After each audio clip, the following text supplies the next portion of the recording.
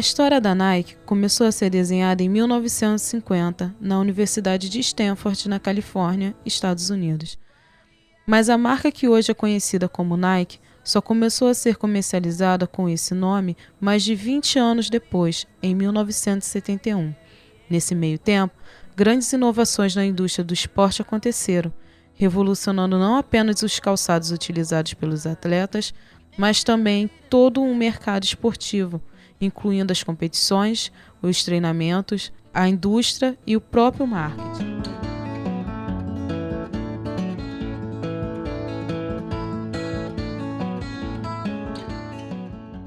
O surgimento dessa grande empresa só foi possível graças à experiência e ao empenho de dois homens, Bill Bowerman, que era treinador de atletismo na Universidade de Oregon, e Phil Knight, um ex-corredor renomado. A criatividade aliada à inovação e ao espírito empreendedor desses dois visionários foram as principais características que levaram a Nike a ser o que é hoje. Ao reparar na grandiosidade que a marca conquistou, às vezes nos esquecemos do passado difícil e nada motivador que rodeou a marca no começo de tudo. Tanto as ideias de Bowerman como as de Knight foram recusadas pelo mercado esportivo da época, mas ao invés de lamentar pelo acontecido, Bowerman viu na dificuldade um incentivo para começar o seu empreendimento.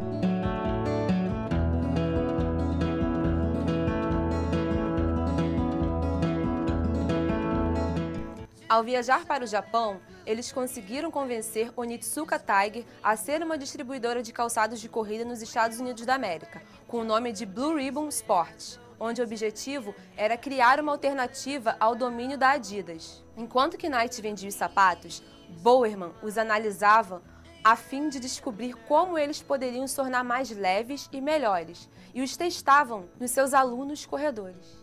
Mas o relacionamento entre os empresários da Tiger e eles não estava dando muito certo. Assim, depois dessa experiência inicial com a Tiger, eles decidiram que estava na hora de criar a própria marca e começar a produzir seus próprios calçados.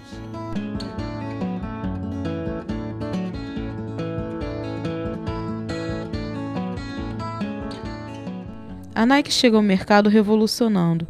O símbolo swoosh foi criado e vendido por apenas $35, e Bowerman apresenta o novo solado de borracha criado a partir de uma experiência com uma forma de waffle da sua esposa, o que posteriormente iria resultar na criação do tênis mais famoso da marca.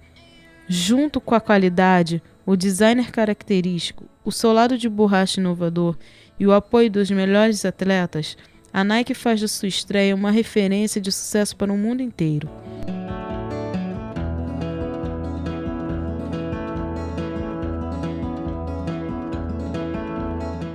Em 1972, foi fechado o primeiro contrato de patrocínio com Ilie Nastase, que em 1973 se tornaria o melhor tenista do mundo.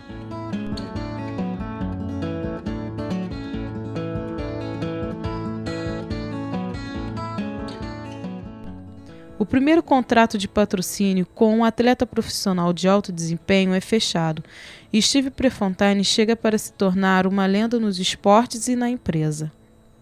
No mesmo ano, ele entra para a história do esporte sendo o maior corredor de longa distância de todos os tempos. Infelizmente, um ano depois, em 1975, aos 24 anos, Steve sofre um acidente de carro e morre.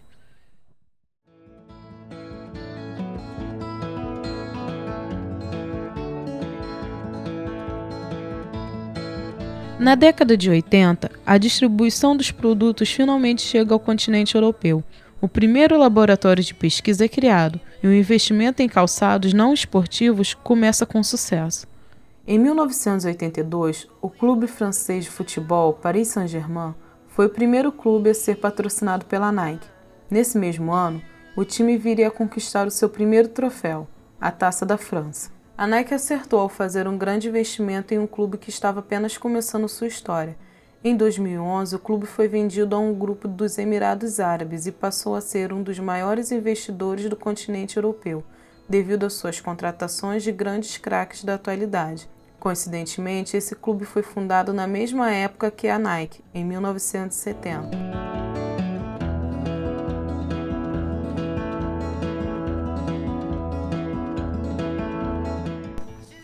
Em 1983, a Nike foi surpreendida com o lançamento de uma linha aeróbica da Reebok, que mais tarde traria prejuízo à Nike, fazendo em 1986 o faturamento da empresa cair, perdendo a liderança no mercado norte-americano.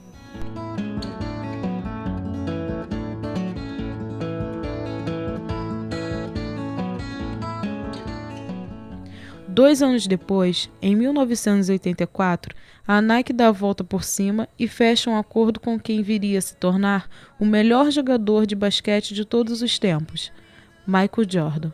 No primeiro ano de Jordan como profissional, a Nike lança um tênis dedicado ao jogador, a linha Air Jordan. O tênis é o produto de maior sucesso até hoje.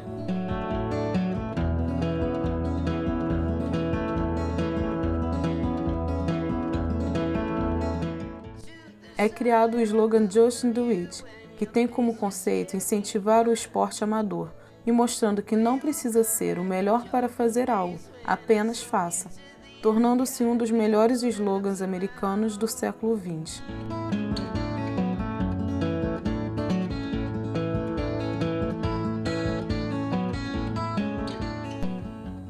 Criação da primeira loja conceito, Nike Town, tendo ambientes tematizados, passando ao cliente o máximo de informações sobre esporte, produtos e esportistas patrocinados pela empresa, além do conforto.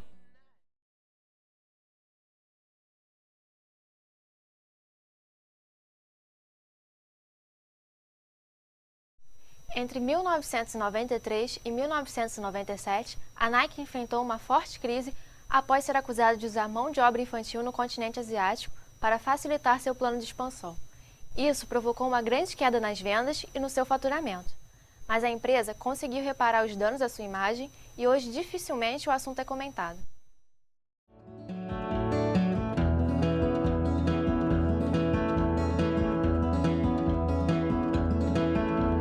O maior artilheiro das Copas foi o primeiro jogador de futebol a ter contrato vitalício com a Nike, em 1994.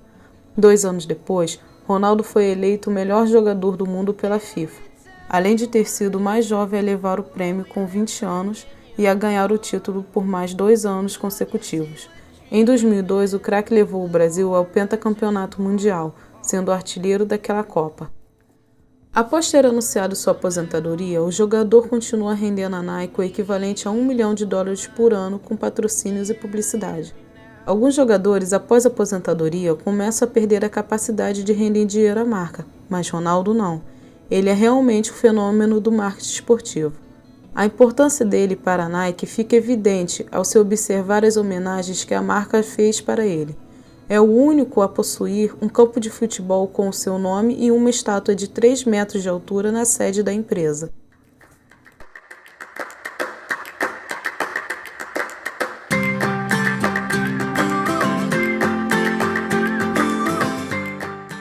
Nos anos 2000, fortes investimentos na publicidade, patrocínios e a aquisição das marcas Hurley, All Star, Converse e Umbro levaram a Nike a se tornar uma verdadeira marca global. A sabedoria, o empreendedorismo exemplar que começou lá atrás com Knight e Boerman, o conjunto de investimentos e estratégias de marketing diferenciadas e a valorização da emoção do esporte construiu a força que a marca tem. Apesar de todos os problemas que uma empresa enfrenta, pode-se dizer que a Nike é referência mundial no que faz.